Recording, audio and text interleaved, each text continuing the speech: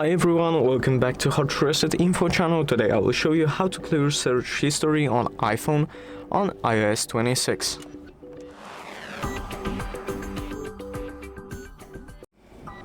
So as you guys see, I'm already on the iOS 26 on the iPhone, and then all you need to do, just go into the apps.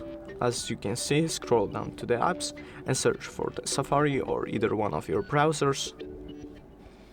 I would do that with Safari, so I'll just search for it, click on Safari, then as you see, scroll down, and then you can clear history and data.